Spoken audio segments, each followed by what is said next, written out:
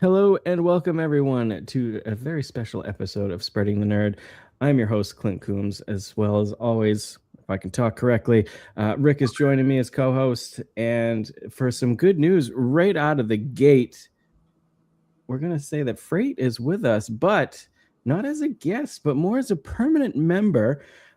Me and Rick were talking on the side, and I said, I've always wanted to have a threesome.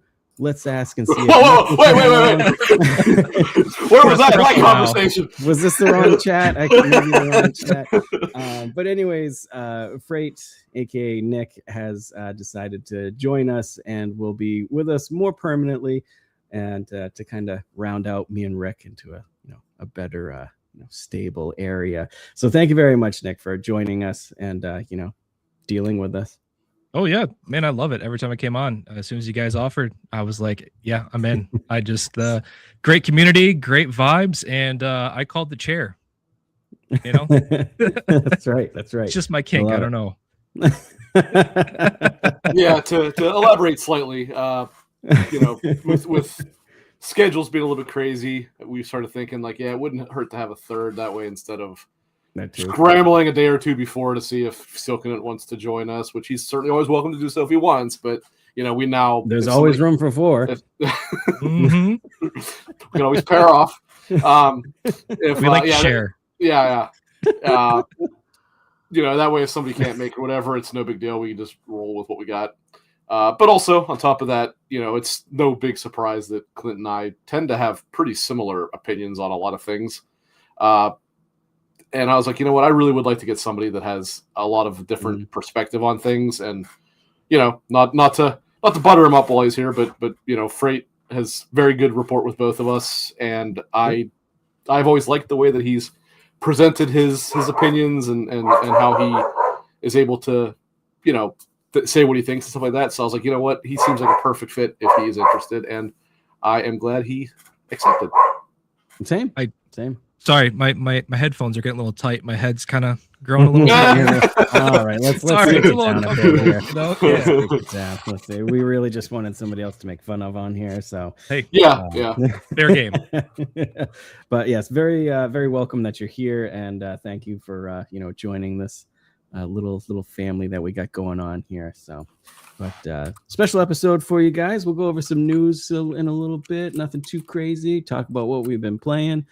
We have a little segment towards the end here called Review Match Game. I don't know if that's the best word for it, but it's gonna work. So basically, before we do that, oh Jesus, here we go. I have to talk about something. Can I say what the segment's about first? All right, it's fine. So anyways, the segment, and then we'll let Rick have his little whatever he's going to have. So the segment will be that we've each picked 3 games, and we've gone to Metacritic and picked out one of the better reviews and one of the worst reviews, and we're going to read out that review and see if the other 2 people can guess the game that we are talking about. So it should be interesting. So take it, Rick. So today is Friday, February 27th, and 5 days ago on Sunday the 22nd, a very major event happened that I have to talk about. It is right underneath my chin as we speak. You knew what it was. I told you I had a chance to talk about it. Yes. Team USA hockey pulled in the double gold. Now, technically, the first gold happened on Friday. It was the women. But the big one is the men, because that hadn't happened in 46 years, since 1980. Funny enough, to the day. That is unbelievable that it actually happened on the anniversary of it, the 46th anniversary of the Miracle on Ice. Oh, was it to the day? It was to the day. That's pretty cool. February 22nd, 1980 is when... Now, that was going to win the gold then, but they beat the Soviets. And yeah, I know everyone's here talking about games. I don't care. You're going to hear about this because the truth is, I'm kind of joking about it. This genuinely meant the world to me. Because I was talking baseball, so you're good. I like baseball as well. But this was awesome. It was amazing to see the guys, beat a slightly favored team. I mean, this wasn't David and Goliath like it was in 1980, but a slightly favored Canadian team and a very good one. A discussion as to whether it was potentially the best roster of all time, I don't think I agree. I mean, you had some pretty major talent on it, although obviously Sidney Crosby not playing was a pretty big detriment to them, but their bottom couple lines were bad. But anyway, that was some of the most on edge I've ever been. Like, me and Clint were texting.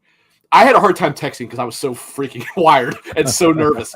And I am not joking. When Jack Hughes, love that man, scored that goal, I had to watch the replay because I couldn't remember the goal because I stood up and screamed and ran around the house. I am not. There's not an ounce of hyperbole. I was by myself, also, to be fair, but I was hoarse. I was screaming so loud and just shouting "Let's go" and all that stuff.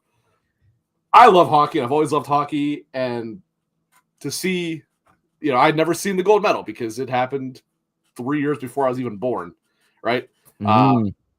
So to finally see, I've seen my boys take 5 cups in my lifetime. I've never seen a gold medal, so the fact that I finally got to, absolutely, genuinely amazing, and I'm not afraid to say it actually brought me to tears. I actually was that excited about it.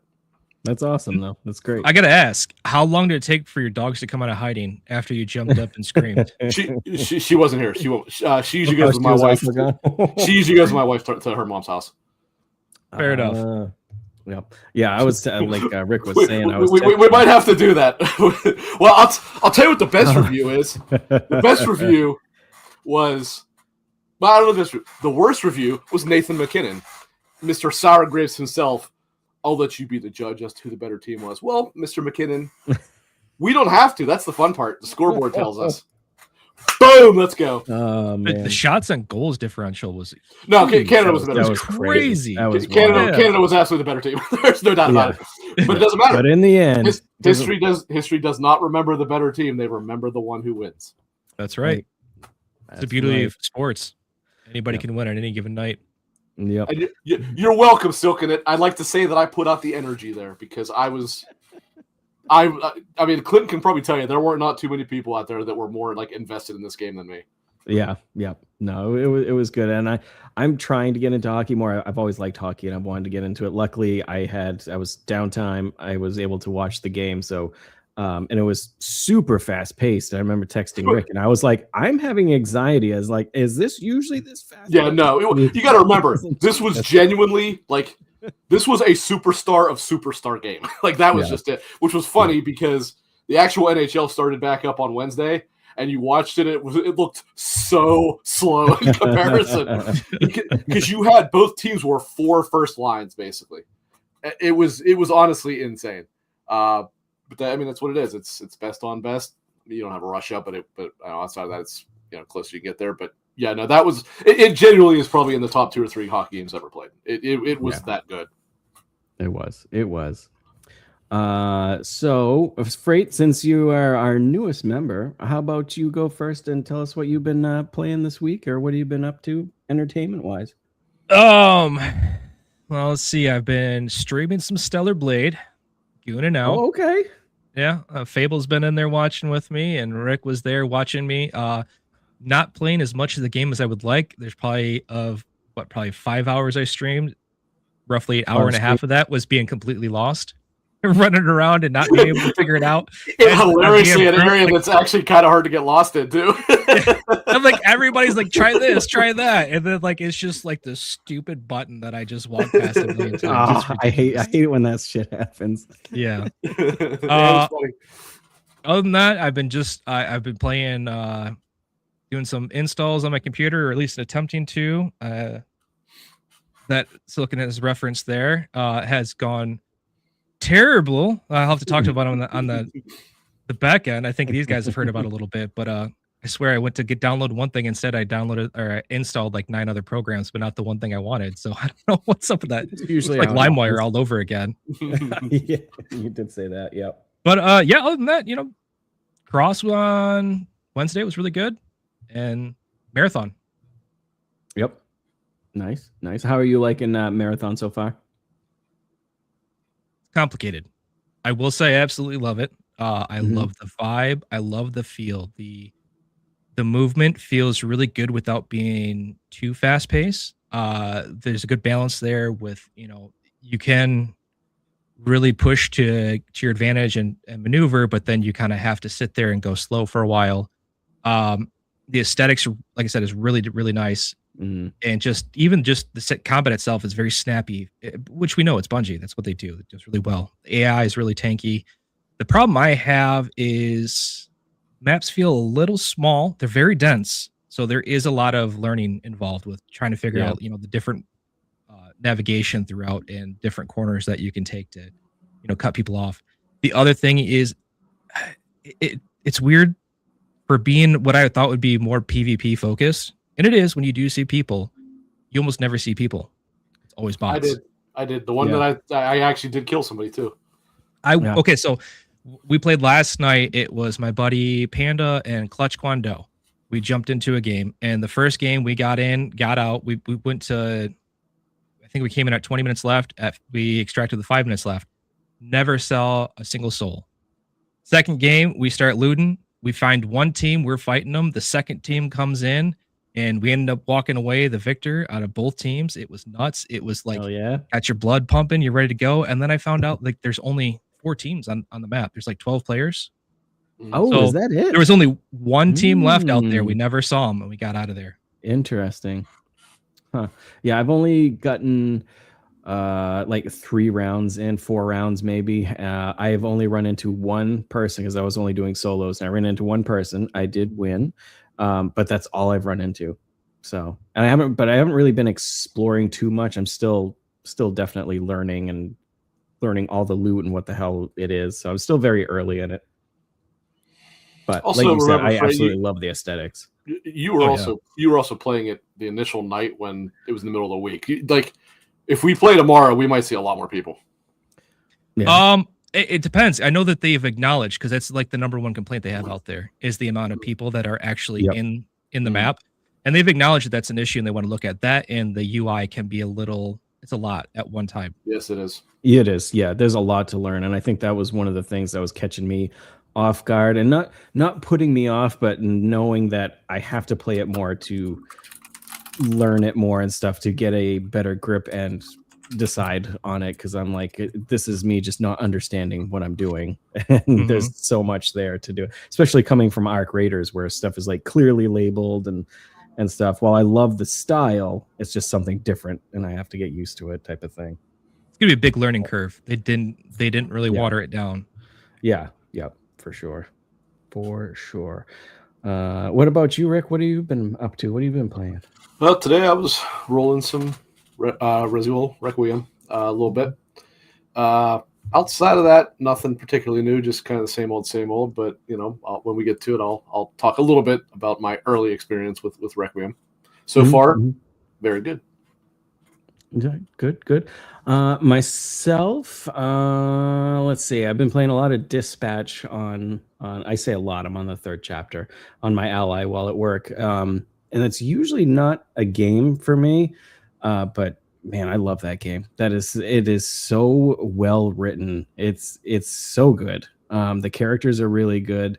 I find at the end of an episode, I'm sad that I'm not playing that episode more, like dispatching the heroes and stuff. Like, I almost want a whole game of dispatching heroes, that little like mini game that's in it, type of thing. It's so good. Love the characters. Like I said, writing's very good. Graphics are really good. Just love that game. I'm glad I finally got it. I was waiting to get it on the Switch too, and then of course it was like censored like crazy. And I'm glad I didn't, because right in the first scene, there's things that are waving in front of your face, basically. And I'm glad. So I'm glad I got it on PC instead. Besides that, I played a little bit of Marathon. Like I said, love the vibes, love the colors, the aesthetics. Just need to play it more just to see where I'm sitting with it. Played about 2 hours of Requiem. I love it so far. What else did I play this week? I've had a cold like all week, and I'm finally getting out of it. So I haven't really been playing too much at home. After I get home from work, I'm just kind of like, ugh. Played the new World of Warcraft expansion briefly last night. then I went to bed because I was tired. But yeah, other than that, I think that's about it. So, do you want to talk about how you're liking Resident Evil, Rick? And sure. But actually, before that, I realized there's something that I've been also playing that I actually haven't mentioned, and amazingly, it's been like a tumor in this show that somehow keeps getting glossed over. like both of us have glossed over it entirely.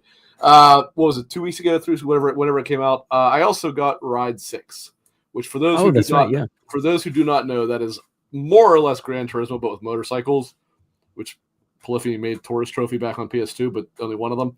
Ride 6 is kind of the new one of those. I picked that up.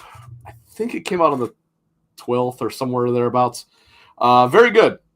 Very good. The off-road stuff isn't really the greatest because it's not like it doesn't really have any jumps and stuff like that. And well, off-road, not even just dirt bikes, but just even the what are they called, like the endo bikes or whatever, the ones they use on like the Paris Dakar Rally and stuff like that. I mean, they're made to go over jumps, and like everything is like a regular flat course. So that's not the greatest, but just about everything else is good. Graphics are really, really, really impressive. The bike models are pretty much perfect. When you ride in first person view, which is admittedly not the easiest to do in a bike racing game, but I do it anyway. Seeing the little fuel cup thingies there and like seeing them like vibrate around and the actual fuel like bouncing around, so it's pretty damn impressive. Nice. But so to Requiem, I imagine I'm probably a little further than most people that are in this chat or whatever, because I wonder why. I imagine most people haven't had a chance to play it yet. But sitting at home working. I was working from home. To be fair, I did do a lot of work today. I actually was a lot busier than I thought I would be. But in between there, I did take breaks to play a little bit. It is probably the closest feeling to like Resident Evil 2 remake, under the great side. Obviously, the Leon doesn't feel like that at all.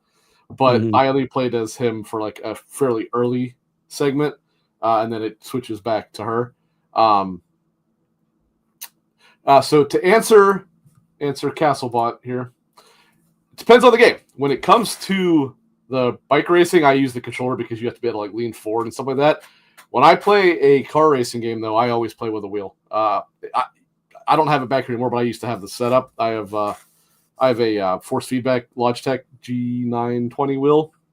I also have this little adapter thing that lets me use it on the PlayStation, so I play Gran Turismo that way and stuff. But you can't really do that on Ride because you have to be able to lean, and there's a whole lot more buttons. And the reality is, a steering wheel for a bike game would be less realistic than just using a controller anyway. So back to Resident Evil. So and I mean, this is by design. Like Grace's. Oh, also, I am playing Grace's in third person.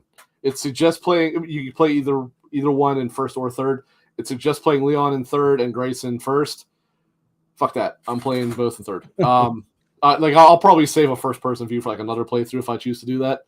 But I like Resident Evil far better in third. Like I did like 7 a lot actually, and I liked Village less so, but I did like it.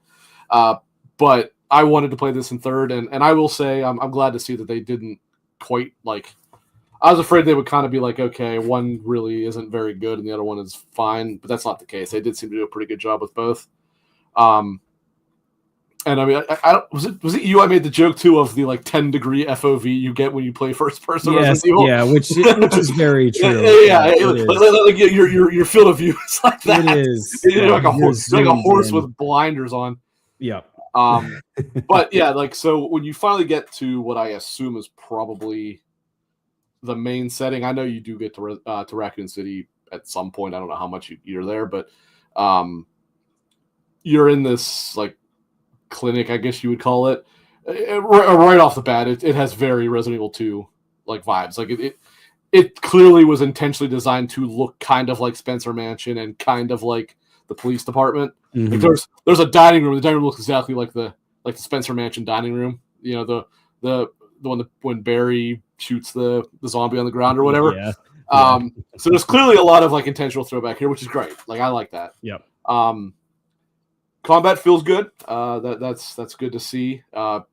She is very limited on ammo. I'll say that. Very limited. It took a couple hours of me hoarding like crazy to even get above like 15 shots for her pistol.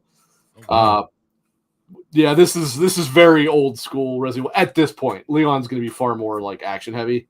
Like he'll be, I assume he'll be a lot more Resident Evil 4 and 6. But yeah, very, very, very, very positive first couple hours. I'm definitely enjoying it. Now, are you running or are you kiting and meleeing? Not melee, because actually with him you can melee all you want because he gets an axe and you actually can sharpen the axe. Like, did you play 4 Remake or no? I have it. I want to. Okay. I just haven't yet. So he gets, obviously Leon has a knife just like he had in the original version of 4, but it can break and you have to pay to repair it. That's not quite how it works here. He has I said an axe, it's more of a hatchet. And it does dull, but when it dulls, he can sharpen it. So he more or less has unlimited ability to melee, right? Grace does not. Grace actually will find knives or shivs or whatever they would be at the time in the environment. But once they break or you lose them, they are gone. Now you can craft new ones, but you got to use scrap is what it's called, and it's a lot more limited than the whatever it is you would find in 2, 3, and 4 Remake. But so the reality is it's better used as a defensive technique. And even so you can't really use it like you're suggesting, just kiting people for that. But I do kite a little bit in terms of creating an opening because in survival horror, that's kind of what you have to do. You know, right. You get all the zombies to an area and then you run around. But the zombies in this are not quite as easy to do that with because they are. And they Capcom had kind of advertised this leading up to it. These zombies actually retain a little bit more of their like human personality. Like for an example, one of the very early things that you'll see is you'll walk into this like long hallway, and there's a guy. This thing, like I said, this thing was like a clinic. This guy was I don't know what he was doing, but he's obsessed with the lights being either off or on. I forget which one it is. So. You actually use that as a means to, and this is actually really clever design. You use it as a means to be like, all right, I need to get this guy moved. I'll flip on this light switch and then hide behind here, and it will attract him to go over and be like, lights off. And he'll hobble over. Yeah, and he'll flip him off, and then he'll actually stand there and just play with the light switch so you can sneak around him. and this happens with a couple of different things. Like there's a maid that's like obsessed with cleaning the blood off the mirror. Meanwhile, she's smearing more blood on the mirror, right? And stuff like that. So, like, that's just a couple examples, but there is a bunch of that. And so it's like cool. Shaun of the Dead when the dad goes to turn off the rock music in the car. I couldn't tell you. I've never watched that. Too loud. Yes. Too loud. That's so good. But yeah, and then there's zombies that are. There's actually 2 of them, and there's a note that kind of calls them out that they're ladies that sing and they like to shriek, and when they shriek, it kind of activates the other zombies in the area. Think of like the witch from like Left 4 Dead, except not quite as detrimental. So yeah, it's pretty cool. Like there's more to this than what I thought there would be. So I'm kind of digging it. Yeah, like I said, I've only got about 2 hours into it. I've gone through her first area. Leon's little stint there that wasn't too long, and then kind of back to her a little bit. I do like how she sneaks around. I am doing the 10 FOV with her. I did swap to third, and it's good. But I started out with first person. I was like, I'm just gonna finish through it. And like Rick said, on another playthrough or whatever, then I'll do it third, see how it feels. So far, really like it. One of the things that I noticed right off the bat, it's absolutely gorgeous. Pisser is doing black magic under the roof there. Pisser 2, yeah. Running at 4K with ray tracing is just insane on this. It looks, like I said, it looks very good. I was wondering, it does seem to dull down, not much, but just a little bit when it's with Leon, when he's fighting and stuff. it's more fast paced, so you can see some. If you're looking for it, you can see some stuff in the background. I've noticed a couple other minor stutters, but it's pretty rare. It usually does hold a pretty locked 60. Yeah. Did you guys see the side by side with that was IGN that did it, that showed the Switch 2 running against the PC version? It's crazy. No, I didn't. It was insane. You couldn't really tell a difference. Yeah, there's a little difference, but honestly, considering that's on a Switch 2 and it's going up at like a 5080 PC at 4K, it's really not that bad. And you put it on a smaller screen, you're not even going to really notice. Yeah, it's quite impressive. It just goes to show that if there are developers out there that are willing to work on the Nintendo and actually get a feel for it, the Switch, it'll go places for sure. Pragmata looked great on it from what I saw. I never played the demo on it, but it was one of those other side-by-side videos things that looked great. So they're definitely doing work over there at Capcom for it. But yeah, I definitely want to get some more time into the Resident Evil this weekend. I'm really, really digging it so far. Liking it a lot.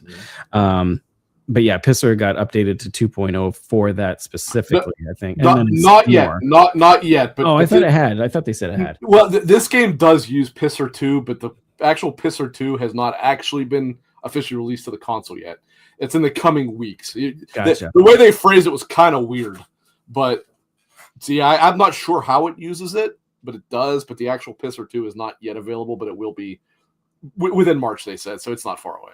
Yeah. And it looks pretty promising from what they've been saying. And I guess other games can developers can retune it so the other games are upheld again.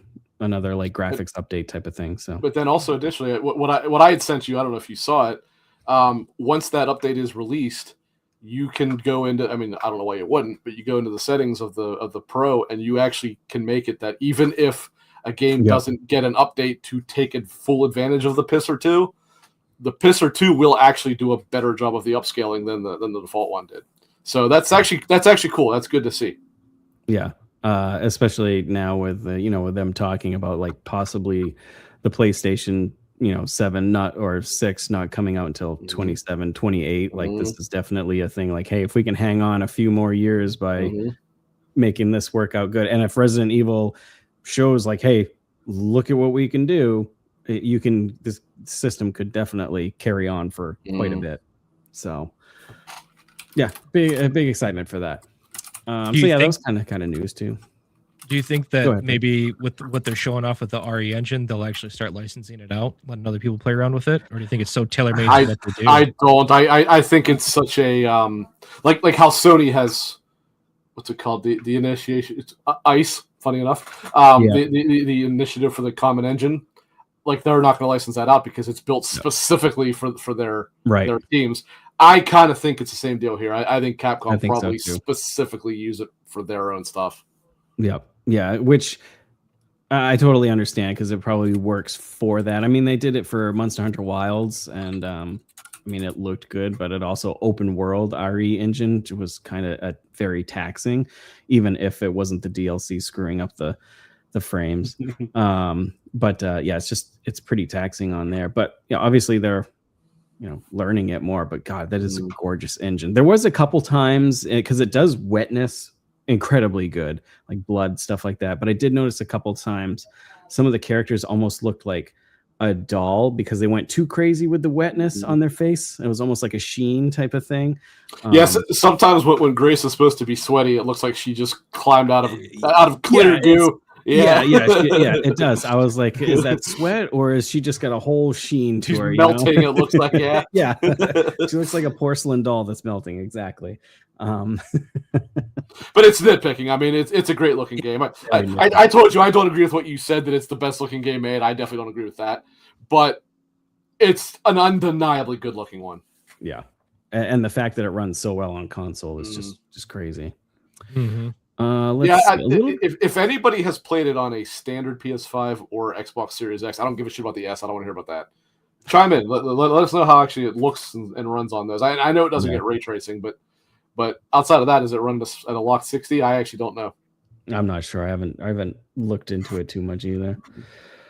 News wise, nothing too crazy this week. I ran across a story this morning that I thought was kind of funny, and I was gonna see what you guys thought about this. So, Metacritic removes AI written Resident Evil Requiem review from website videogamer.com.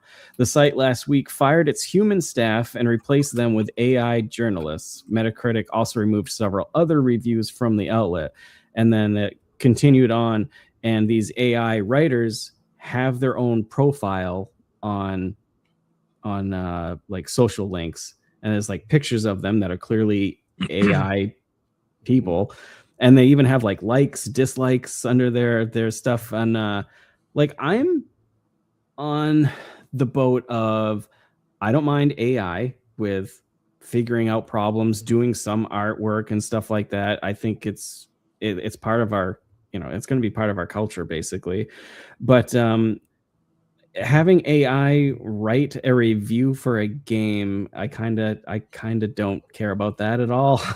Yeah, no, I agree with that. Plus, the fact that they were trying to hide it is pretty sleazy. And I am not in the war against AI like everybody else is, but something like that is not okay. Yeah. Especially to try to hide it. It's like, well, AI doesn't have an opinion. Right. I would say people have opinions. I would like it if it was presented as satire. Just like, oh my gosh, like look what they came up with. But I do also really want to point out that like between the two profiles, the one guy didn't have a profile banner, but his about was like dead on. I've seen that a million times.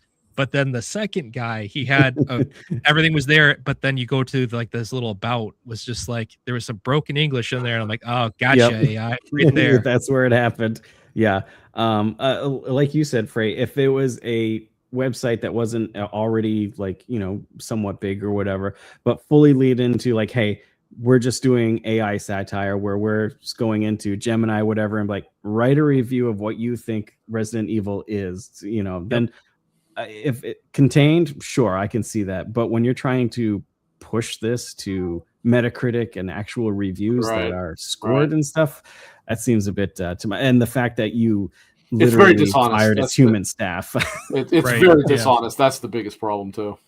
But yeah, I mean, there's a lane for that. Could you imagine, like, write a review for Resident Evil 9 from the perspective of Sherlock Holmes or something, Yeah, see, that would be great. So you could have like a, maybe we shouldn't talk about this too much. Maybe I will start creating a little website and there you go. Fred, you got to do one episode and he's already replacing you with an AI. Yeah, we could be on to something. It's been a blast. It was fun while it lasted, Fred. You came with a great idea and now you can leave. Clint's going to be a media magnet now. So it seems like they obviously got a lot of backlash, as I think this should, because I think that's just ridiculous. And like Rick said, the fact that they would have let it slide if they didn't get caught on it is just insanity. And then in some upsetting news today, we found out that Sony's Bluepoint pitched Bloodborne remake before closure, and it didn't happen, which prayers in chat, F's in chat. Awful news. Maybe someday, probably not. Rip Baden. Yeah, poor Baden. He's out there pulling out that wonderful hair he has somewhere. we need a Baden react video to this. Me too. God. Although I should clarify, Baden, do not shoot anybody. Let's not go that far. Do not go on a rampage or something like that. Like let's tone it down a little. But was there any other news you guys knew about this week other than we had a shit ton of games come out? WoW expansion, Resident Evil Marathon, new Arc season. I thought there was something else in there too, but I can't remember.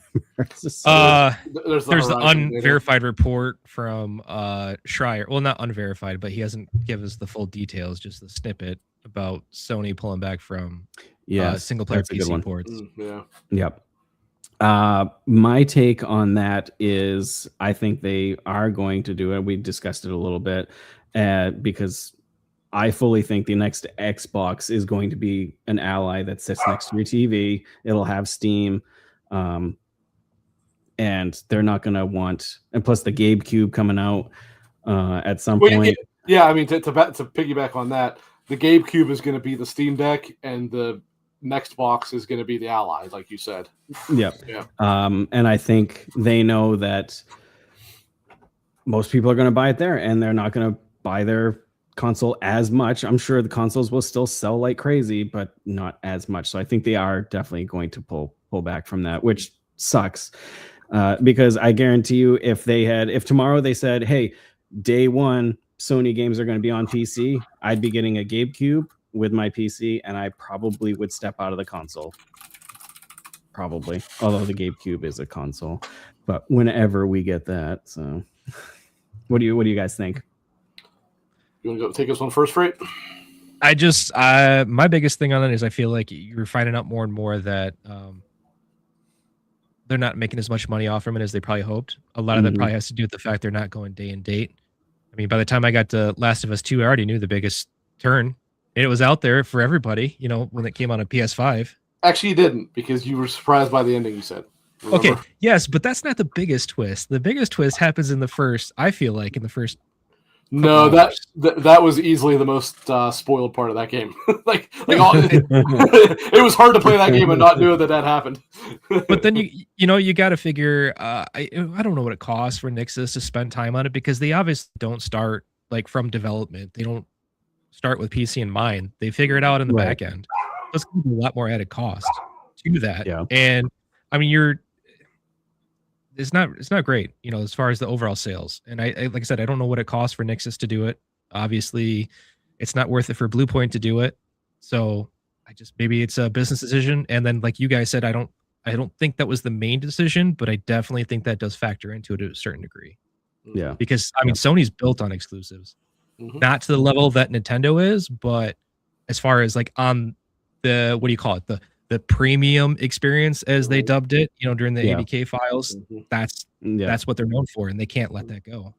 Yeah. I mean, like you said, since they've started doing it with their single player games, I'm not talking Helldivers and all that stuff, it has shown very diminishing returns. It started off on fire out of the gate. What was it? God of War, I think, might have been the first one, which Ghost of Tsushima did well. All those. Spider-Man did. I think Spider-Man did well, not as well as I thought, actually. But as it went, it got worse and worse. Spider-Man 2 didn't sell for crap on PC. I mean, Spider-Man 2 also had a lot of internet hate against it too, so that I would felt like that factored in behind it. Yeah, it did, but I mean, it's still Spider-Man, right? Right. And God of War Ragnarok surprisingly did not sell well at all. I was surprised PC. On that one. Yeah. When 2018 sold very well on PC. So it's weird. It did. I actually thought, if anything, they'd increase, because you would have more and more people, going, okay, the PC versions are getting better now. There was a couple that were great. There was a couple that were really bad. I mean, the original Last of Us was horrendous at launch, but they did finally fix it after a while. So it's like, okay, they're finally getting better. Now people are going to start buying them.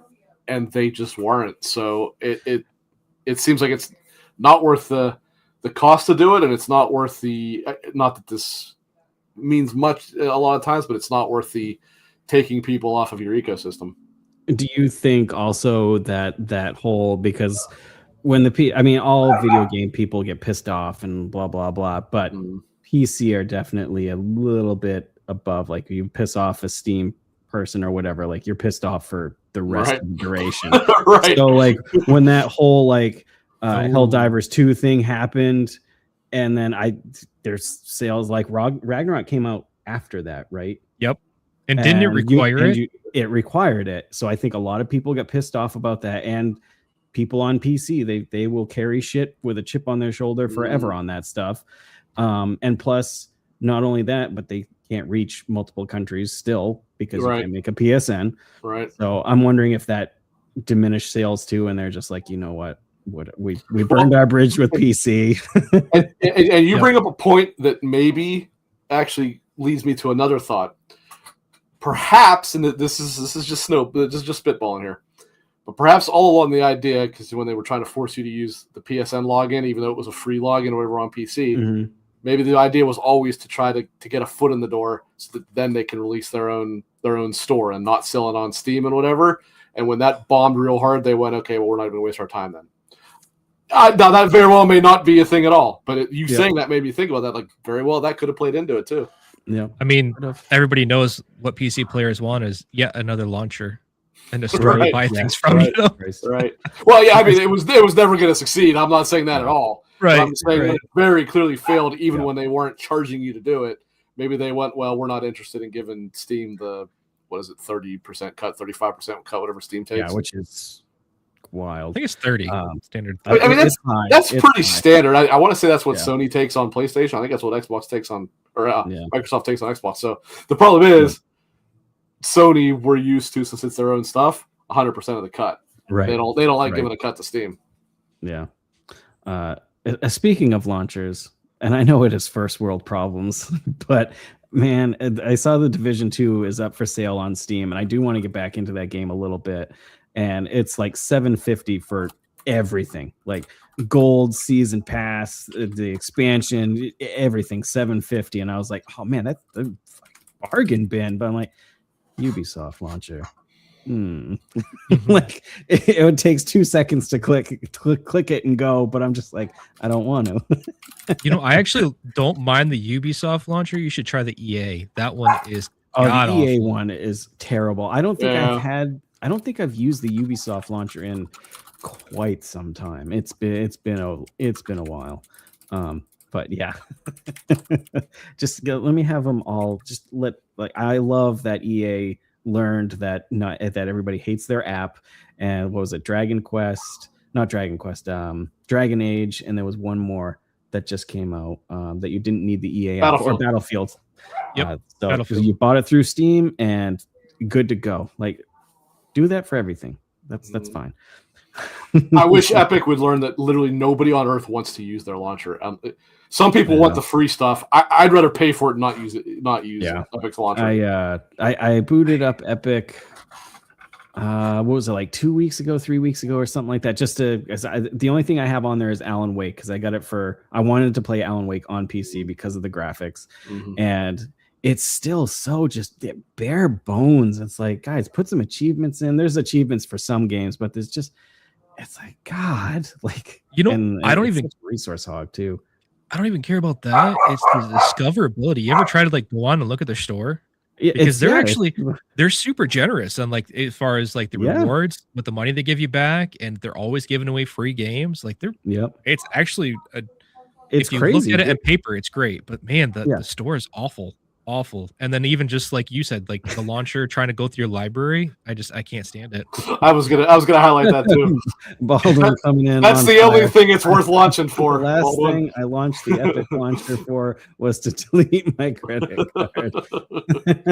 That's pretty good. Yeah, like in my case, like when you hear people talk about it, I have no blind loyalty to Steam. I mean, I do like Steam. Steam's clean. Steam's organized. Yeah. I despise Epic as a company, and their launcher or their thing is known to be terrible. It is known to be an absolute resource hog. So I would rather not buy a game on PC. That I understand what you're saying about Alan Wake. I would have liked to play that on PC, and I understand Epic did publish that and all that stuff. I'd rather not get it on PC than ever. Like, I will never use the Epic Games launcher. I could guarantee that I will never do it. Yeah, I would rather just buy the game somewhere else for full price than get it for free on Epic. I'm now that you mentioned that, I'm kind of super glad that this Pisser 2.0 is coming out, because I absolutely want Control 2 looking fantastic, and I'm pretty sure Epic has rights to that because they will. That, I think. I think so. I haven't seen it on. I'll look it up. Keep going. I'm almost positive they did announce because the Firebreak ended up being on everywhere, so I thought they made enough money. No, they actually didn't make any money off of it. Control Resident is on Steam. Is it? Mm-hmm. Okay. All right. Well, then maybe I will get it there. But I'm sure it will look great on Pisser 2.0 as with everything else. And I want everything to look good on Pisser 2.0 so I can just keep saying Pisser 2.0. On that note, the problem, and this is a me thing. I have this complete mental block where I have to have something together, right? So like the Remedy universe, whatever, I have to have it together. Yep. And you can't play Alan Wake American Nightmare anywhere but PC, so I do have that. But then I have to get Alan Wake 2 on Epic, and I don't want that. So it basically forces me to Xbox, which I like playing on Xbox. Don't get me wrong, but I would like to play it on a pro version of the Xbox, but there isn't one. So yeah, it sucks. But unfortunately, I'm gonna have no choice. There was it came across real quick on, like, I was scrolling socials, and it's like Alan Wake Remastered updated with HDR and this and that. I was like, oh shit, what's this? And I was like, oh, fuck, it's Epic Store only. I'm like, really? I thought they said it was the Steam version too. The one that I read, it was just saying Epic. The difference is I don't think it's remastered. I think it's the original release. Because remastered already had HDR, the original version did not, and some people didn't like. I don't know what the problem was, but some people didn't like something about remastered. So plus actually remastered, I don't even think ever came to PC because there was no reason for it to. So that's why.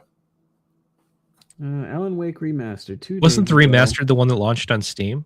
Yeah, no, this is Alan Wake Remastered PC updates. You can add a command to skip the intro. All right, okay.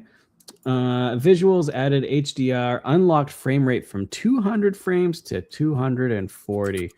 DLSS, updated SDR to 10-bit. Blah blah blah. Maybe remastered is only on Epic. That's why I didn't even know about it. I was gonna say, because I'm pretty sure that's. And I was like, oh, it's like, God damn it! Not that I would have played it because I love the game, but it's just like I hate it when things are stuck somewhere, like you just said, like Metal Gear Solid 4 stuck on PlayStation 3 for not in August, baby. Not in August, but for how long has that been stuck there? It's like, God, just I hate that 2007, I think. Yeah. I hate it. Anyways, on that note, any more news, guys, or should we get to the segment? One minor thing not minor, it's actually a pretty big thing, but you didn't mention this kind of is an addition to what Freight, I, and Alex talked about last week, which obviously was the news about Phil Spencer retiring and Sarah Bond resigning. Yeah. The specific add-on information was, I believe it was Tom Henderson that reported it, that Sarah Bond was the specific source of this Xbox Everywhere nonsense. Mm-hmm. And funny enough, a whole lot of people at Xbox were not in favor of this. But the idiot from T-Mobile was the one they decided to listen to. And she did a fine job of destroying the brand with that decision. I'm not talking about PC. Xbox should always be supported on PC because Microsoft is PC. Right. So I'm not talking about that at all. But again, Halo, Gears, that shit did not need to be on PlayStation. That does not need to be on Switch, assuming it even is. I don't even know if it is or not. Some of it, sure. You know, the Obsidian stuff is one thing, right? The Bethesda stuff is one thing. But the actual like Microsoft long-term Xbox IPs, Fable is another one. That should not leave the Microsoft ecosystem, whether that's PC or Xbox. That should not be on PlayStation.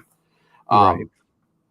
And the person who, surprise, was she the COO, the operations officer of T-Mobile? Either way, I believe so. Yeah. I think that's what she was. The COO of a mobile company, of course, was the one that said, "Hey, let's just neuter our brand and put stuff everywhere." And now Phil Spencer gets some blame for this because he didn't push back on it. Right. But it did make me a little less annoyed at him because at least he wasn't the moron that came up with this idea in the first place. Yeah. Yeah. And that said, I have seen a lot of people that were sad that Sarah Bond resigned. Even without this information, I'm like, how dumb can you be? How dumb can you be? Have you watched anything with her, of interviews with that? What would make you want her to be leading the Xbox division?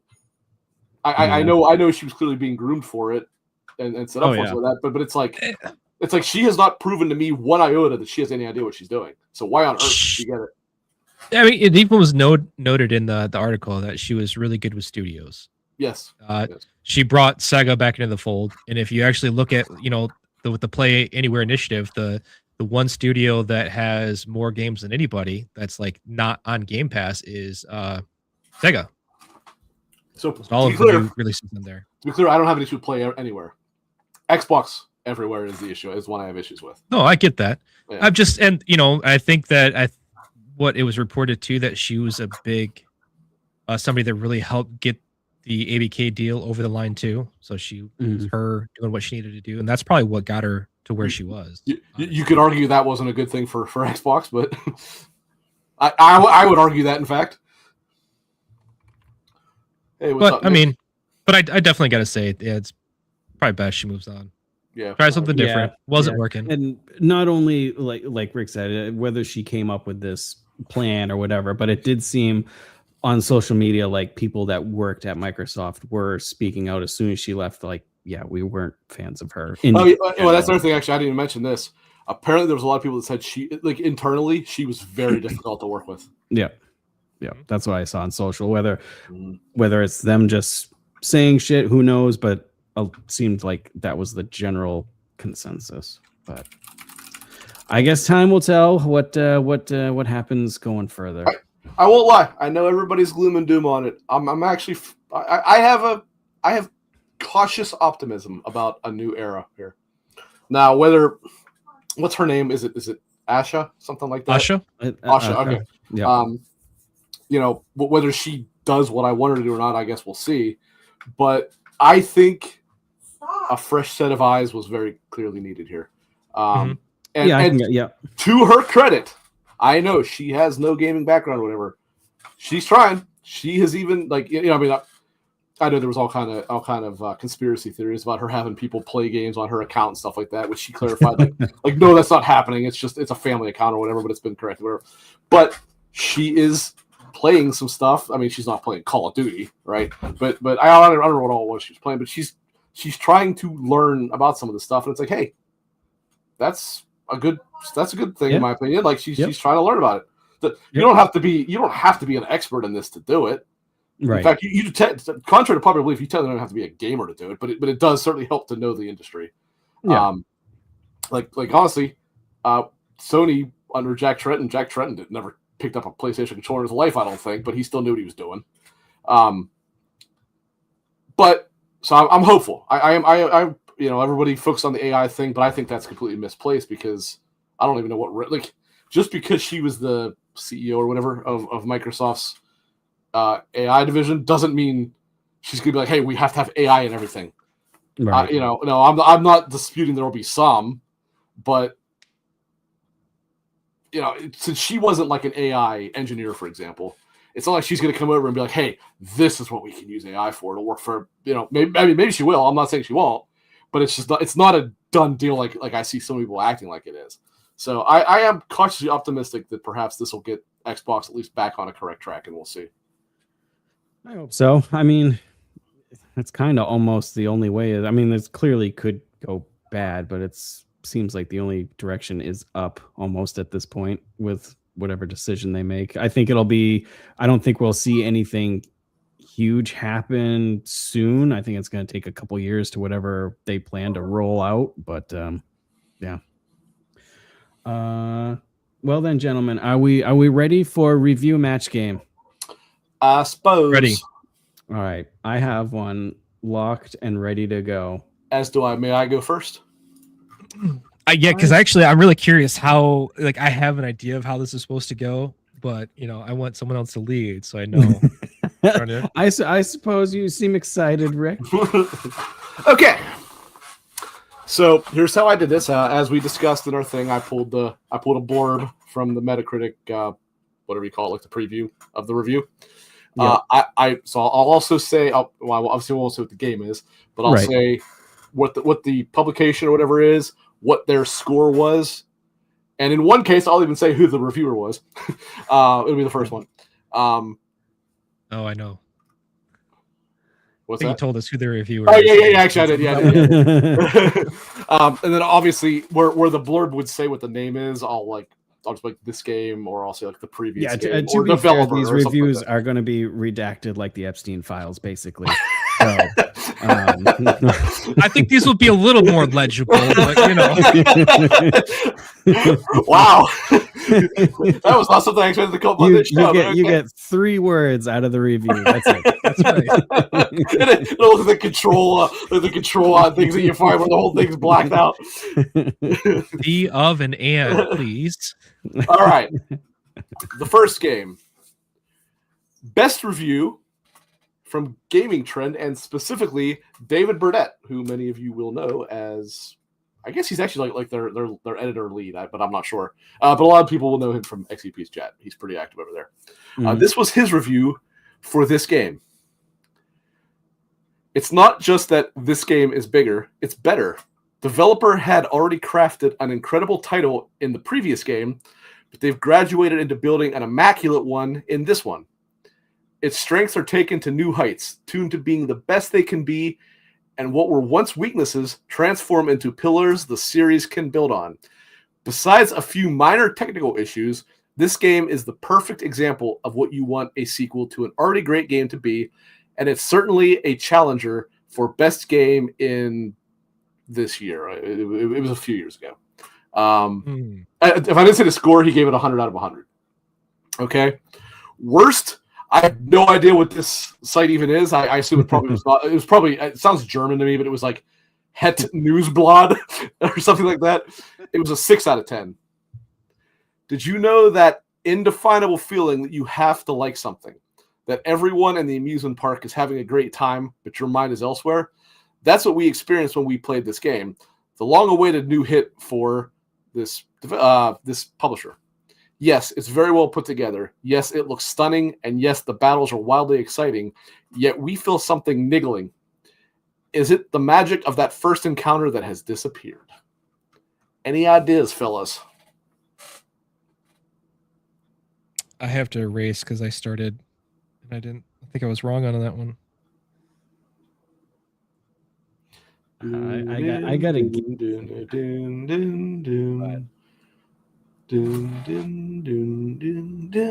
Baldwin, that is a very good guess, but no, it is not that. That is a good guess.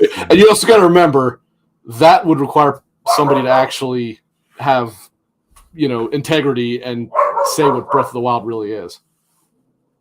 No, Nick, it's not that new. All right. I guess. You ready, gentlemen? Ready. All right, let's go. I'm probably off. Mine. No, but Clint was Ragnarok. Close. Clint was close. God of War. The correct answer. I was silking it, and then you were like a couple of years ago. I was like, oh. Hold on. Give us. The best hit I can say is you were close. Same year. Same year. Think about this. You were close and the same year. And is it an action game? Yes. Action adventure. I got another guess. Go ahead, Frank. Spider-Man 2? Nope. Son of a gun. Yeah, I'm not sure. Oh, Silken. Silken got it. Yep. Yep. I didn't say anything, but he got it. Good one. Yep. All right, Silken. 1 point for Silken. 1 point for Silken. Yep. Should we just keep going around, or do you want to do your 3? Or no, go around. All right. Do you mind if I go next, Frank? That's fine with me. All right. All right. So this is the best. Right? Hold on. Let me make sure. Yep. This is the best review of said game.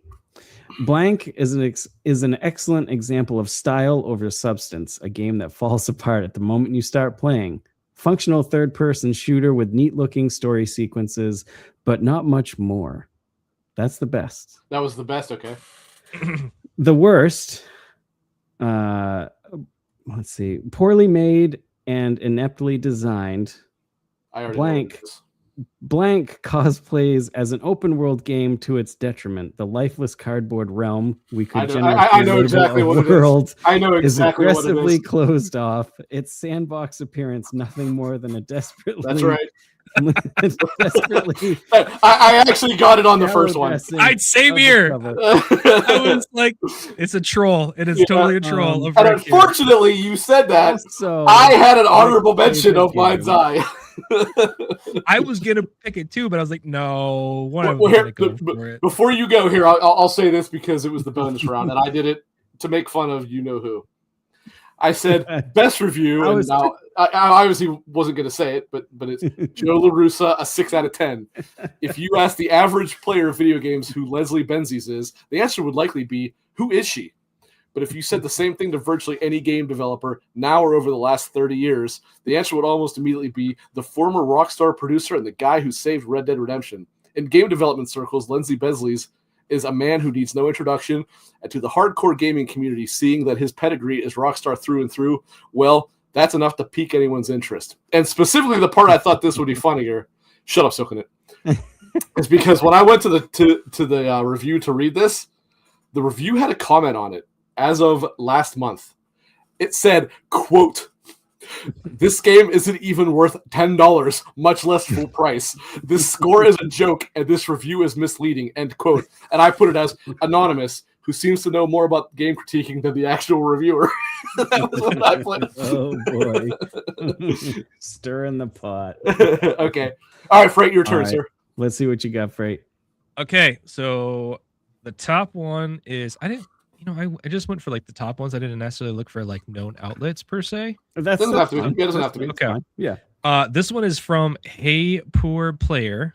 That gave this game a 90. Okay. This may not be the most original game, but virtually everything about it is well executed and a joy to experience.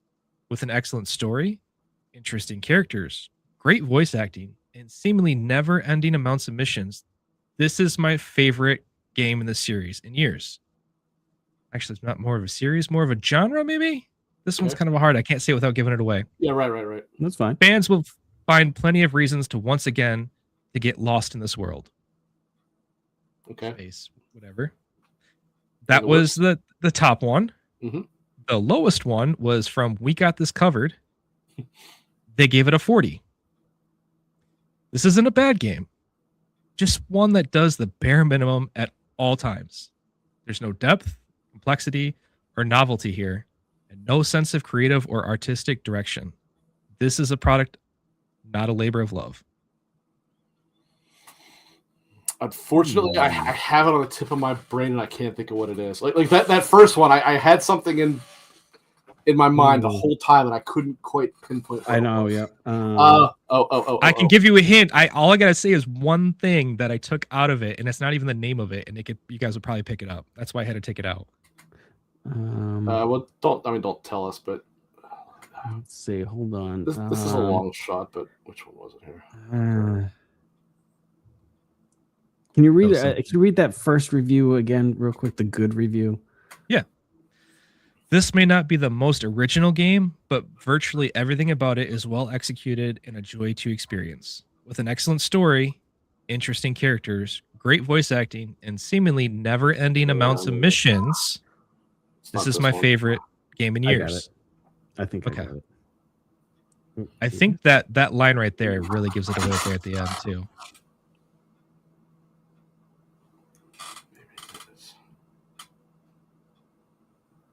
All right, I think I got it. I think. Nope. I'm struggling here.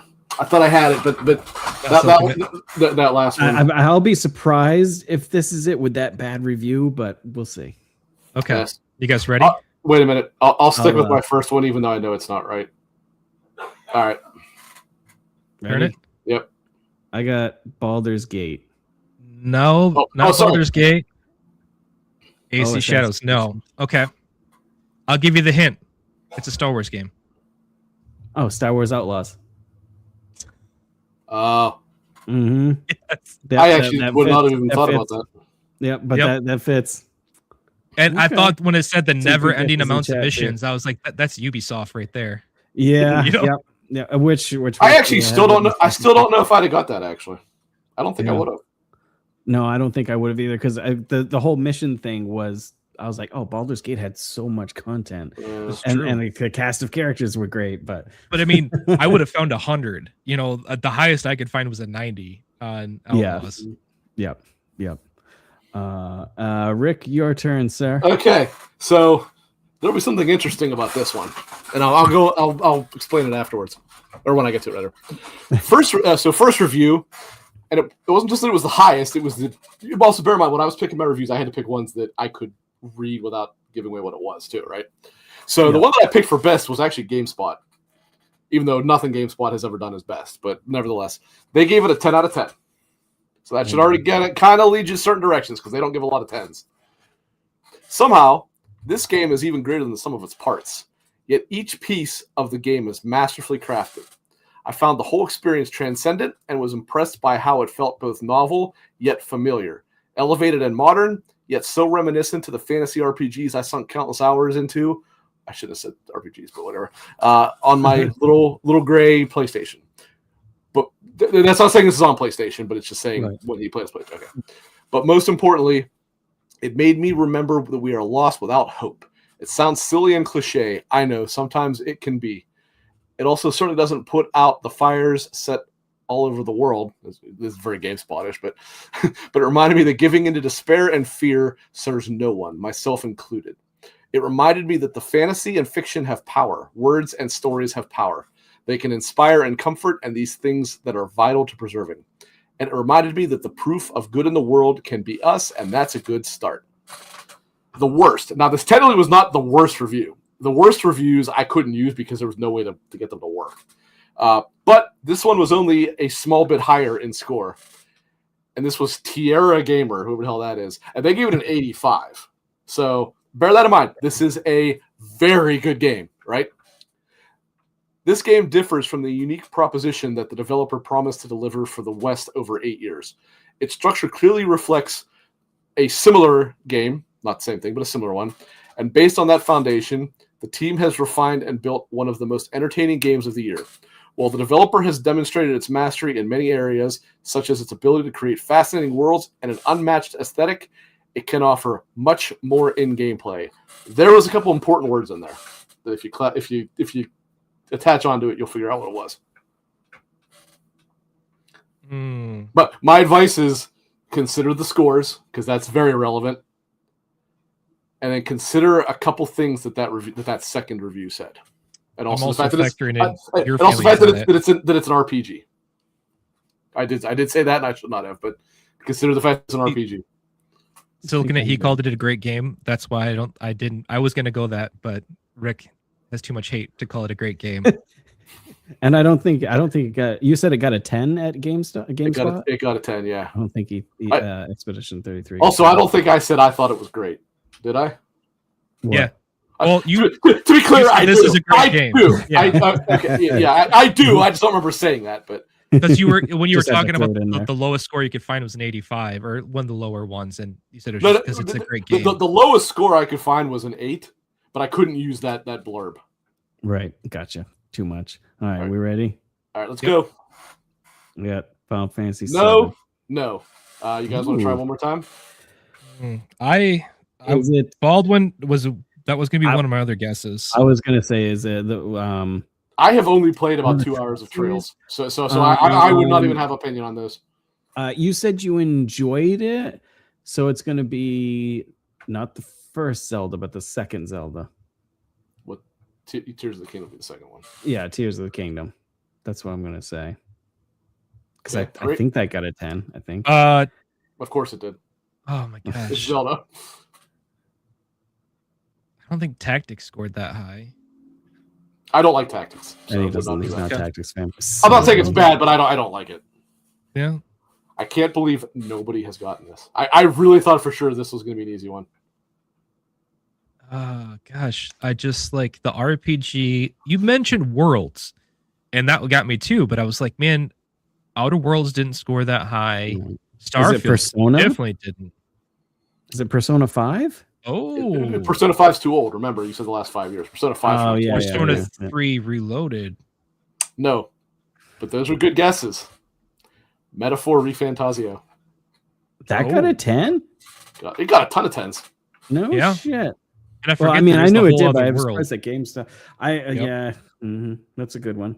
Like, if you look at everything that I read through that, it's like, yeah, that all does really. It matches up. It all points directly at. I'm afraid I wasn't sure how much you played that, so I didn't know if you would get it. Clint, I thought for sure you were going to get it. I'm actually kind of surprised. Well, now I got to get rid of my fucking third one. So thank you for that.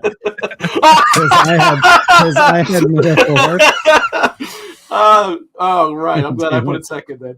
That's funny. Oh god. Also, side note, Silken has said they gave. Hey, Silken, you watch your bitch mouth there, sir. However, GameSpot also gave Rainbow Six Siege a 10, which whatever. No, what? Yeah, I want to be very clear. I don't trust GameSpot's reviews at all. but like, what? Well, there was a few things like I tried to say that really emphasize. Number one, obviously, the fact that I slipped up and said RPG. Number two, the high reviews because that game did not get a low review anywhere, basically. Yeah. Number three, aesthetic. That second review, that was the word I was saying. Yeah, the aesthetic. The aesthetic. Yeah. Well, see, I was really clinging to the different worlds and stuff like that, you know. Yeah. Which it does, because which is like it's like the fantasy world thing. Yeah. Well, I mean, there's also the real world that you're basically living in the book. Mm-hmm. I haven't finished it, so I actually don't know. All right. Who's next? Was it Clint? Yep. And then I have to find a third one. Okay. Ready? I should get bonus points for making him have to do extra work during the show. I mean, we need points at this. I thought I was doing good. Thought I was doing good. Silking it, obviously, but silking it coming in hot. Funny enough, this is from the Video Gamer website that just got all the hate for the AI, and it got a 100. Blank is everything it needs to be and more. The vocal performances are emotive and captivating. What's more, the title boasts a compelling story and excellent presentation. It does its damnedest to make your choices actually matter when tailoring your story. Okay, this is Dispatch. Oh, God damn it. That's what you get for reading. So yeah, anyways, it was Dispatch. No, you don't say. That's the free space of we're playing bingo, right? That's the free space. That's the free space. Son of a bitch. Man, Clint's feeling all over the place. I'm on here. Fire. All right, Freight, you go, and I'm gonna try. Yeah, you gotta pick two now. Quick. You gotta pick two more. H. Here we go. I'm gonna go. That's funny. That's pretty good. This one is from Attack of the Fanboy. Okay. They gave it 100. This is an outstanding achievement. Every part of it, from its characters to its combat, was put there with a purpose. Not only does it deliver satisfyingly slick action RPG combat in between masterfully directed cutscenes, but also a story with real heart. Most importantly, it's incredibly clear that a team of creative individuals were behind every decision. There's a human element that permeates every aspect of this game, and it'll end up becoming a lot of people's favorites in the series because of that. Then we have the lowest, which was one of the low ends, was a 60 from Eurogamer. Surprise. Yep. A smart combat system straining under the weight of a characterful but ponderous pseudo-medieval soap opera with some of the grandest bosses and dullest side quests in the series' history.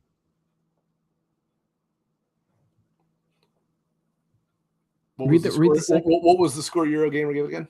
60. And what was the second review again?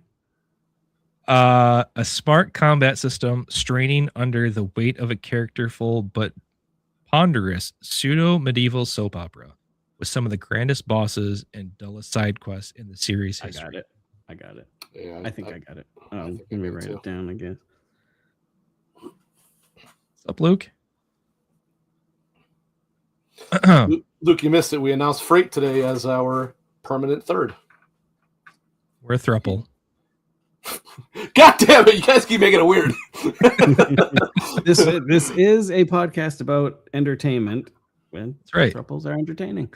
Anywho, Right, ready? All right, are we ready? Yep. Go. I got Final Fantasy 16. That's what I said as well. I can't get. All right. Yeah. It was Silking the medieval. He pulled it before I even got to the lower end. I feel like I just looked over and boom, Silking it. Yeah. As soon as I typed it down, as soon as I typed it down, or wrote it around, I looked over and I was like, oh damn. Did you come up with something, Clint? I think I might have something. Did you play that, Freight? I did, and I didn't like the combat system at all. I actually enjoyed the story, so I disagree with you, Grammar, on both points. I like the story. Yeah, the story's amazing. And the combat for me, I didn't mind it. However, it got repetitive because once you learned a few moves, it's too simplistic. That's all you did. Yeah, that's like all you did. Well, and then I don't remember. We were talking. Actually, I guess we were talking about this recently. Freight. The problem was too that like it does Devil May Cry, but without Devil May Cry's like difficulty curve, so it lets you just do the same thing over and over again. Like that's the problem. It's not that it has to be hard. There's no depth to it though. That's exactly it. There was no, even if you wanted to, you really couldn't go that deep. It was just very basic combos. Yeah. I think I've got one. Remember not to read the name this time. I know I'm gonna have to try and like. I was so focused. I was so excited. I was like, Dispatch is such a good one. And then I was gonna be like, they're gonna need a clue, and I'll be like, people want a second season. And I was like, Freight will get it on that one. But no, don't worry, that was a freebie, boys. Let me see. All right, here we go. This is from Game Blast and 80. This is the high. The game got several 80s. Okay. Blank is a sequel that surpasses its predecessor by delivering dynamic combat through the blank, because it'll give away, and skateboarding mechanics.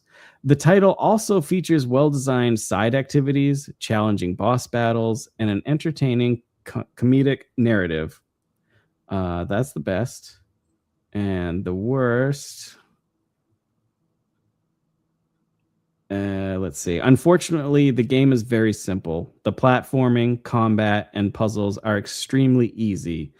While Blank manages to excel in moments where it pushes its own boundaries and presents unconventional sections, 90% of the adventure consists of segments where all the game's good ideas are executed in the simplest ways possible.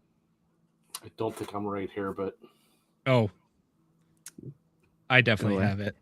Oh, okay. Go ahead. Sorry, can you read it? You got it. Yep, you got it. High on life too. I was trying to think skateboarding. When you said they added the skateboarding, I was like, oh, that's High on Life 2. That's High on Life 2 right there. I was like, if they've played it, and I wasn't sure if you've played it. I haven't yet, but I absolutely detest that kind of humor. So now I have no interest in High on Life whatsoever. Gotcha. I saw Red Beast said like after I put mine, I saw Red Beast said that, and you immediately put it. I'm like, yeah, it's High on Life then, and I figured you might know. Now I gotta see if I can find another one here. Jesus. You want me to give you a minute, or you want me to read off my next one because you're gonna have to pay attention. You've got one. You've got one more, right? Okay, yeah. Go ahead. Yeah. Now I want to bear in mind there's gonna be a lot of people on watch lists. Based on this one, so okay, all right. We're already talking about threesomes. Let's just calm down here. All right, so I think I have Steam set to filter these games off from my list, so I don't know if I've seen it. Oh boy, best review that I could find was from Pure Nintendo, and they gave it a 6 out of 10. Okay. This game provides a ridiculous story, funny dialogue, and repetitive but entertaining combat.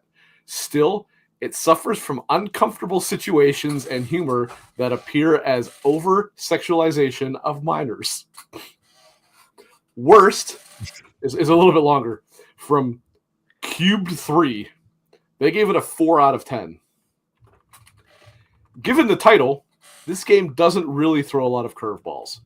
Seeing as how each pair of underwear has their own strengths and weaknesses, there's actually a bit of depth to the action. As long as players make effective use of cover and manage their stamina, they can avoid getting shredded to pieces. The 3 modes of play are also appreciated. However, the camera is a constant nuance. Aiming is really unreliable, and the lock-on isn't great either. Then there's all of the lolicon garbage, which has no place anywhere. There's some editorializing right there. Altogether, this is a strange and only somewhat amusing game. It just can't quite reach its full potential. I said something there that I probably shouldn't have that might give it away. It was along the lines of what I was thinking, but it's a complete shot in the dark. You did. I don't know if I'm right, though. I could be way off. You still thinking, Clint, or you go, okay, I couldn't touch that. Yeah, I'm like stumped here. I'm trying to think of like. I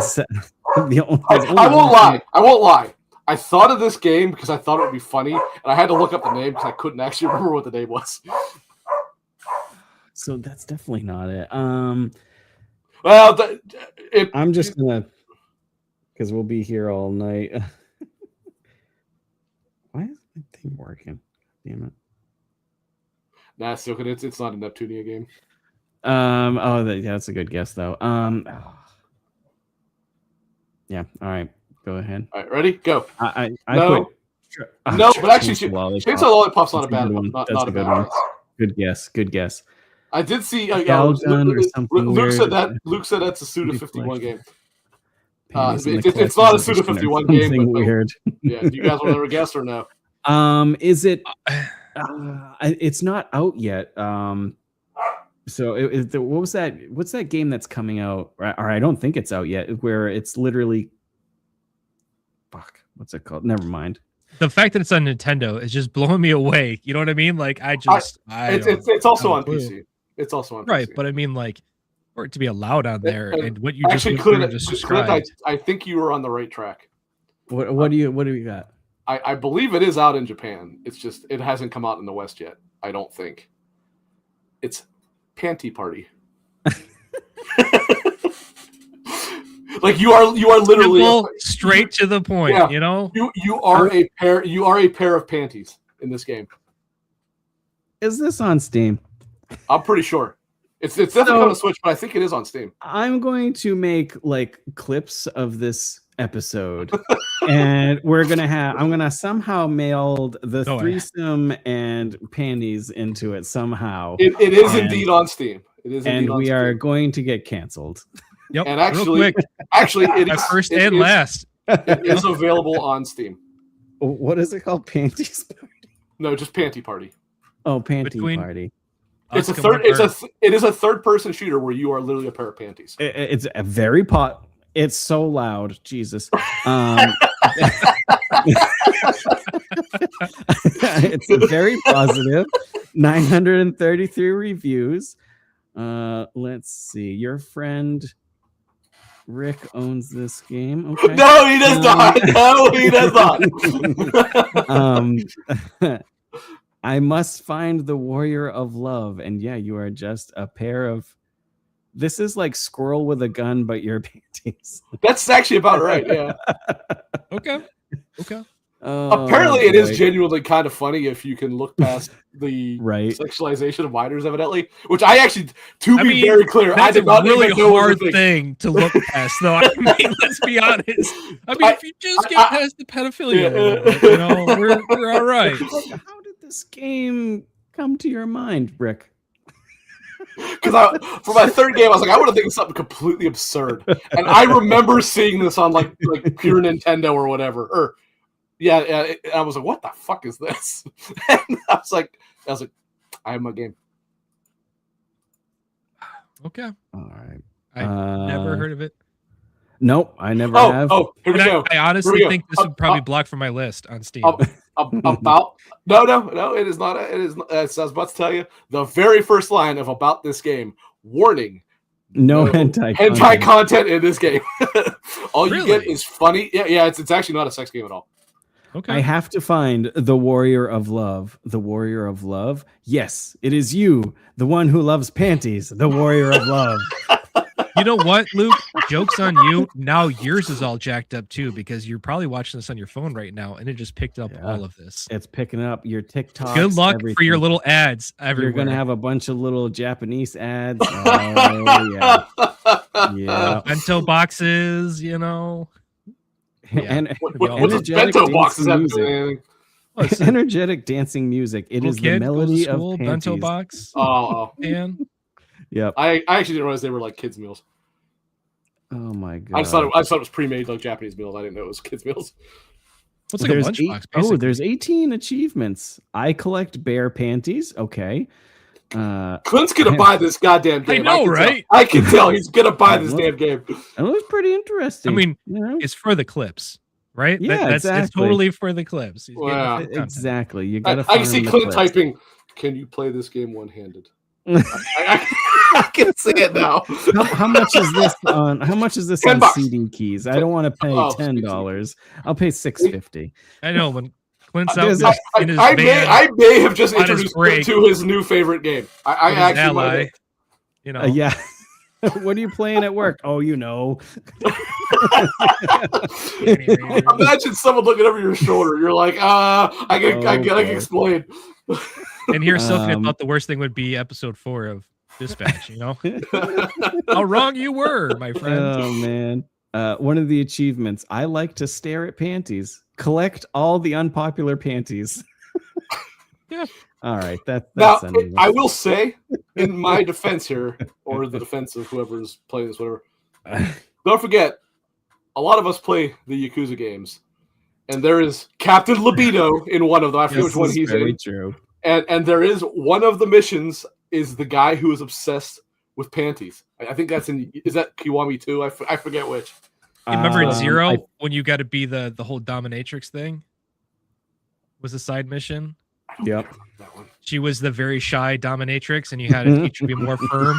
And she was being firm with you, and then the little kids came up to you at the playground. They're like, "What are you doing, mister?"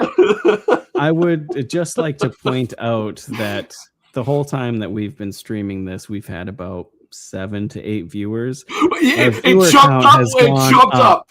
That's right. We started talking about the panty party. Panty party is bringing in the audience. I'm telling you. we found our market, boys.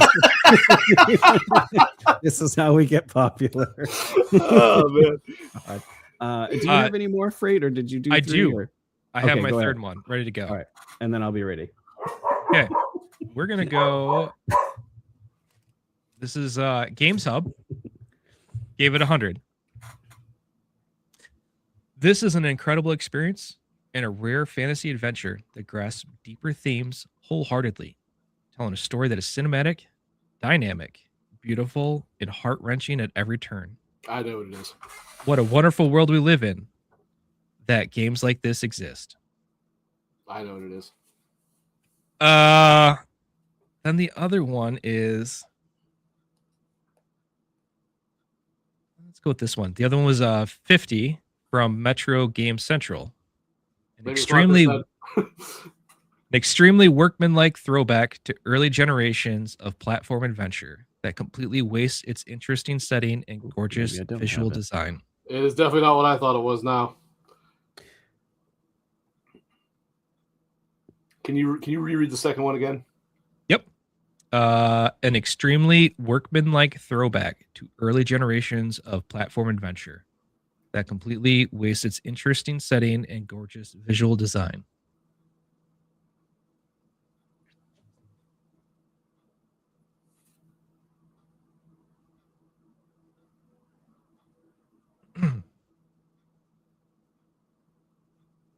Read the first one again one more time, and then I think I'm good. I think I spelled this wrong, but... This is an incredible experience and a rare fantasy adventure that grasps deeper themes wholeheartedly, telling a story that is cinematic, dynamic, beautiful, and heart-wrenching at every turn. What a wonderful world we live in that games like this exist. That's 100. Yeah, no, I'm definitely wrong. But I'm going to stick with it. Even though it's wrong, I'm going to stick with it. Yeah, I think I'm wrong, but because of the first review, but go ahead. Are you ready? I said Silk Song. You got there? What? Ukulele. No. Nobody said it yet. I was sticking with Lost Crown, Bloodstained. No. How recent is it? How last 2 years. 2 years. And is it a platformer kind of thing? You could say that. I would say that it's probably more than anything. That's what it would identify as. See that's the platforming part of it was what I specifically went with ukulele because I couldn't think of anything else that came out. So that's the way it plays. It might be. Well, yeah. As soon as you read something else, but you read the first one, I guess definitely not ukulele because there's no freaking story there. Yeah, I don't know what you got unless. Oh, Astrobots. No. Yeah. You guys give up? Yeah, I have no idea. I thought for sure you guys remember South of Midnight because I was starting with the South. And then you told me on it. Oh my gosh. Son of a bitch. Oh my god. I saved it for last. I get half a point. Oh man. Well, in my defense, I can't believe anybody would be stupid enough to give that game a 10 out of 10 either. So that's hilarious. Because I kept in the full disclosure, guys, when we were testing this on our phones, and I don't know why I was an idiot, and I kept writing South every time it was showing the screen. Yeah. Clint goes, "Did you pick South of Midnight?" No. What are you talking about? At least you didn't read the name of the game off while you were talking. Yeah, Clint still wins Dumbest Man of the Day award. So yeah, so I made sure to say it for last. You guys forgot about it, you know. Silking it. I did forget about that, to be fair. So that was a solid move. and Silking it. Metaphor deserves a 10 way more than South of Midnight deserves a 10. All right. Are we I think I've got one. Oh yeah, that's right. You got one more, huh? Yeah. I got one more. Gentlemen, ready? Wait a minute. I gotta get my app back up. I closed it. Okay. Because I forgot you had another one. Jesus. Okay, I'm good. Blank is a triumphant return to form for one of gaming's most loved developers. It's an epic and grandiose adventure, interwoven with intimate, powerful stories about its cast of endearing and quirky companions. It is a truly stunning world to explore with hidden secrets, alluring side quests, and literal treasure everywhere. That's the best review. Hold on. You scroll down, you find a bad one. This game got a lot of reviews. So that's another hint. You haven't heard. What's this one say?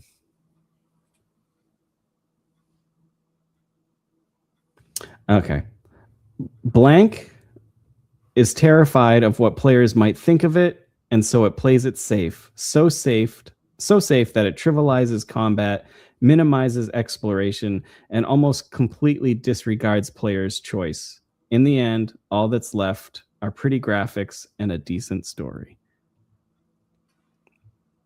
I thought Silken it might have been onto the right idea there.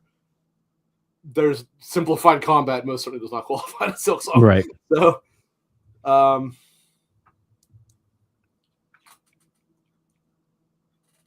this is a lot harder than I actually thought it would be. Yeah, in my mind, I was like, "Oh, we'll get this fine," and it's like, "That's actually a lot harder." Yeah, I'll have to come up with something a little bit easier. Can you read the second one again? Yes. Let me fine. Go back to it. Oop, no. Blank is terrified of what players might think of it, and so it plays it safe. So safe that it trivializes combat, minimizes exploration, and almost completely disregards players' choice. In the end, all that's left are pretty graphics and a decent story. It's almost the opposite of like. Got it. I think I know what it is. I think I know what it is. Okay. Hold okay. On. Let me. I don't know why. Oh, got it. Never mind. I think I know what it is. I couldn't think of the name. I'm like, I know what it is, but.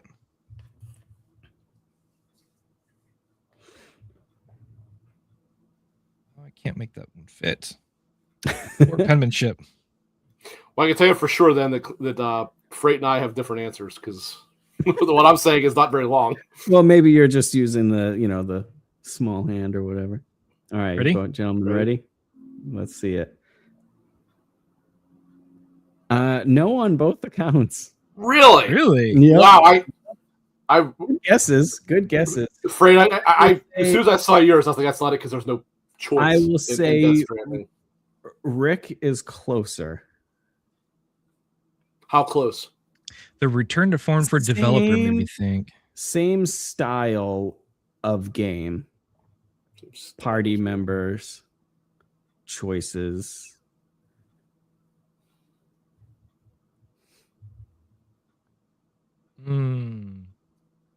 Blank is a triumphant return to form for one of gaming's most loved developers. It's an epic and grandiose adventure interwoven with intimate, powerful stories about its cast and endearing and quirky companions. It's not KCD then. I got another guess. All right.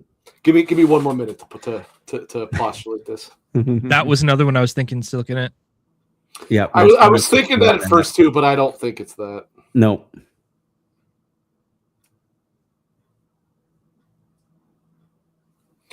I know this ain't it, but I'm gonna say it anyway. All right. Nope, not Borderlands. Go ahead, gentlemen. Rebirth, nope. Starfield, nope. Yeah. All right. Are you ready? Yeah, I know I'm gonna be like, motherfucker, I should have known that. Dragon Age Veilguard. Oh, yep. Yep.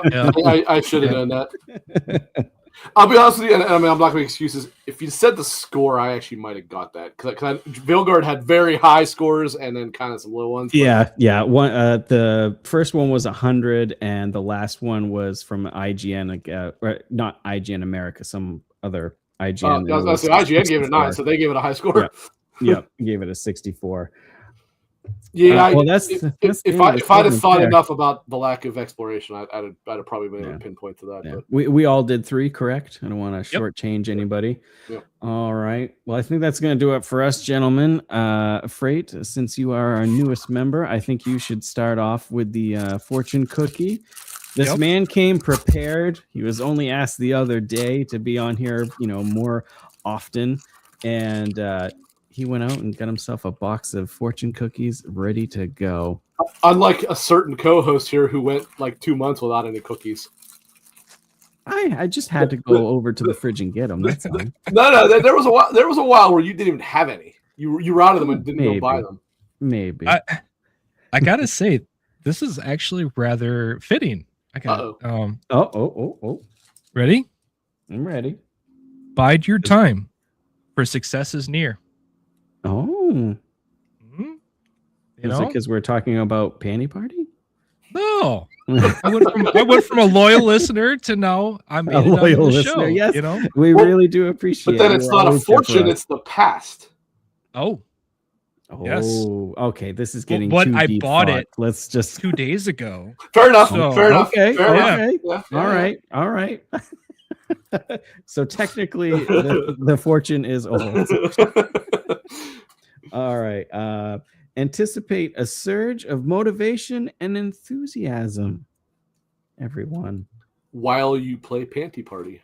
A real surge in enthusiasm.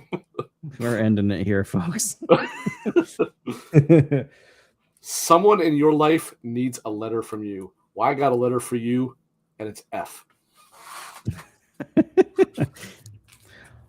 Awesome. Well, thank you very much, folks. And Freight, thank you once again for joining us completely, making us a threesome, making us whole finally. God damn it. I think I'll be here next week, so I think we'll be good. I'll try and think of some other segment to come up with and another little game to play. But I think that's it for us, folks. Anybody else got anything to say? Nick, Rick? Well, no. Well, I mean, we need to give Freight a chance to let people know where to find him. No, yes, go right ahead, Nick. Freight Conductor, out everywhere. Blue Sky, it's like Freight.Conductor on Blue Sky, Freight Conductor on Twitch, Freight Conductor on YouTube. Stream it, mess around with some videos on there. You can find the stream schedule there, and Discord's the same too. Probably in the Discords that you guys. Everybody here hangs out in the same Discords we do. So beautiful. Love to see it.